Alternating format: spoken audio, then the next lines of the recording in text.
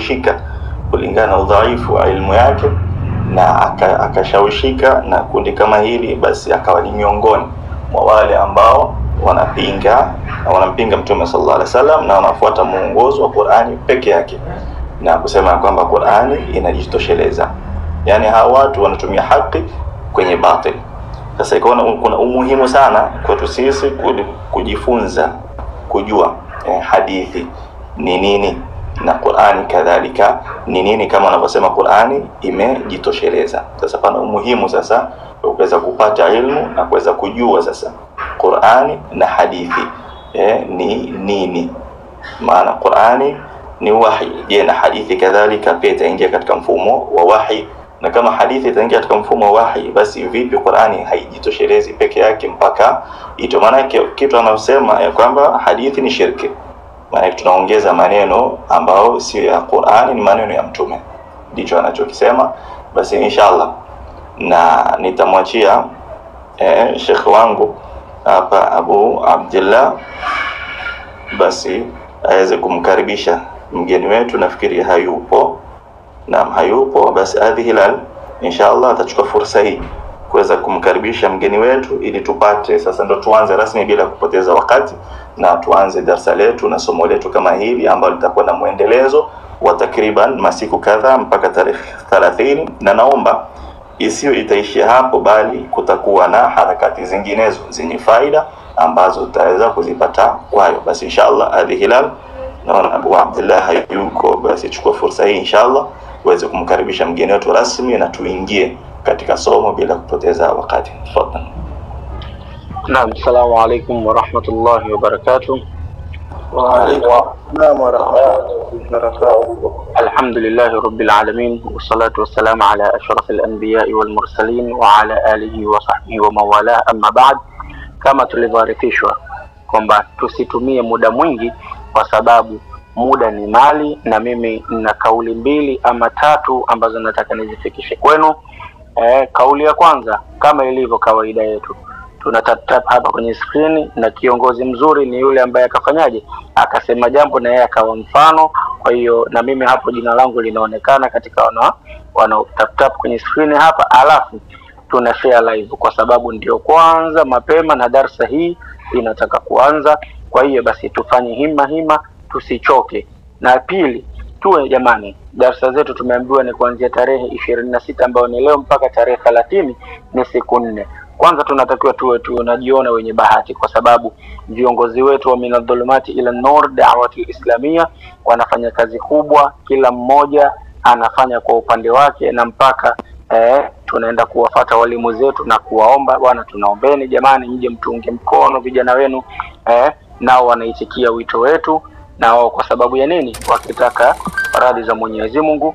Hilo la alhamdulillahi rabbil alamin wal aqibatu lil muttaqin wala udwana illa ala adh-dhalimin, wassalatu wassalamu ala ashrafil anbiya'i wal mursalin نبينا محمد وعلى آله وصحابته أجمعين والتابعين لهم بإحسان إلى يوم الدين وسلم تسليما كثيرا. ما بعد،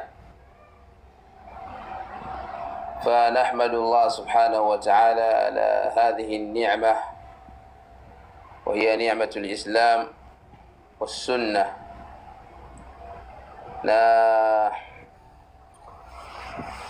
Nimshukuru Allah subhanahu wa ta'ala baada ya utangulizi huo kwa kutufanya kwamba sisi ni miongoni mwa Waislamu wenye kufuata kitabu chake, kitabu cha Allah subhanahu wa ta'ala na sunna za Mtume alayhi salatu wassalam.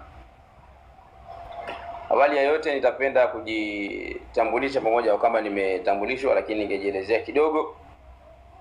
Alafu baada ya hapo nitaelezea utaratibu nitakaotumia katika majalis au vikao hivi kwa ajili ya kufafanua na kuelezea jambo hili la hadith na jambo hili la vikundi ambavyo vimejitokeza kupinga ahadithi za Mtume alayhi salatu wassalam. Kwanza kabisa, mzungumzaji kwa majina anaitwa Sharif Ali Umar, kunia yangu maarufu Abu Shakir. Nimemaliza katika chuo kikuu cha Madina Islamic University, Al-Jamiatul Islamiyya bil Madinati al-Munawwara, katika fakat au kitivo cha hadithi katika Kulliyatul Hadithi Sharif. Kwa hivyo jambo la hadithi ni jambo langu, pamoja na kwamba ukamilifu wa ilmu kwa Allah Subhanahu wa Ta'ala, lakini nimesema hivyo ili niwaoneshe kwamba kile ambacho nataka nikizungumze ni jambo ambalo Allah Subhanahu wa Ta'ala amenijalia kwa uwezo wake kiasi fulani ninafahamu. Kwa hiyo nitakieleza kile ambacho ninakijua, na ambacho sikifahamu nitasema sijui, na yale ambayo nitakuwa nimepatia basi fa min Allah Subhanahu wa Ta'ala, na yale ambayo nitakuwa sijayapatia fa minni wa min ash-shaytan. Nasara wao wana hasad na wana chuki na Uislamu huu. Walikuwa wanajua kwamba Mtume Ali sallallahu alaihi wasallam ni mtume wa kweli, na walijua atatokana na wao. Ndio maana walikwenda Madina, baadhi ya Mayahudi wakakaa sehemu fulani na wengine wakakaa sehemu fulani, ndio kupatikana kuna Mayahudi wa Banu Nadhir na Mayahudi wengine wa Banu Qainuqa. Wote wale walikwenda pale wakitarajia kwamba mtume atazaliwa kutoka kwao. Wakati alipowajia kutoka kwa Waarabu, wakadhihirisha chuki na kumfanyia vitimbi. Allah Subhanahu wa Ta'ala akayanukuu hayo katika kitabu chake kwa kutuambia, walan tarda anka al-yahudu walan nasara hatta tattabi'a millatahum, katu hawatokaa wakaridhia kukuridhia wewe Muhammad Mayahudi wala manasara, isipokuwa wewe utakapofuata mila yao. Ukiwa utafuata mila yao ya ukafiri, basi wao watakuwa radhi na wewe, vinginevyo hawatoridhia. Kama hawatoridhia watafanya nini? Watapanga njama. Ndio maana walipanga njama mpaka za kumuua Mtume alayhi salatu wassalam, akaekewa sumu katika chakula alicholetewa, na ikawa ni sababu ya maradhi yake alayhi salatu wassalam. Kadhalika Allah anatuambia katika aya nyingine, waddu law takfuruna kama kafaru, wanatamani hao, na akatumia neno wud ambao ni zaidi ya mahaba, kwa maana wanatamani kwa kupenda hasa, lau nyinyi waislamu mtakufuru kama walivyokufuru wao, matokeo yake fatakununa sawaan, ikawa nyinyi na wao mpo sawa sawa katika ukafiri. Wanatamani hilo, kwa maana ukishajua hiyo kwamba Mayahudi wanatamani sisi tuwe kama wao, unafikiri wanafanyaje? Hawawezi kukaa tu wakawa wanaangalia. Kuna mambo waliyaweka na takhtit na mipango, tutaieleza hapa kwa uchache. Kadhalika Allah Subhanahu wa Ta'ala anatuambia, wadda kathirun min ahli alkitabi law yaruddunakum min ba'di imanikum kuffaran, wanatamani wengi katika ahli alkitabi lau watawarudisheni nyinyi baada ya kuwa mmeshaamini, wakawarejesha katika ukafiri. Kwa nini wanafanya hivyo? Hasadan min indi anfusihim, kwa sababu ya hasad na chuki inayotokana na nafsi zao.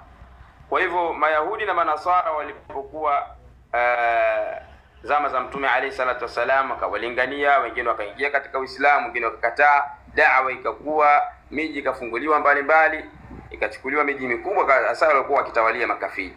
Hili jambo liliwakera sana na hawakuridhika nalo, mpaka ikafikia wakati sasa Waislamu walipoghafilika na dini yao, Mayahudi na Manaswara wakachukua fursa ya kupambana na Waislamu. Inafahamika vita vya msalaba, mpaka ilipokuja kudondoka Uthman, yani ad-dawla al-Uthmaniyya.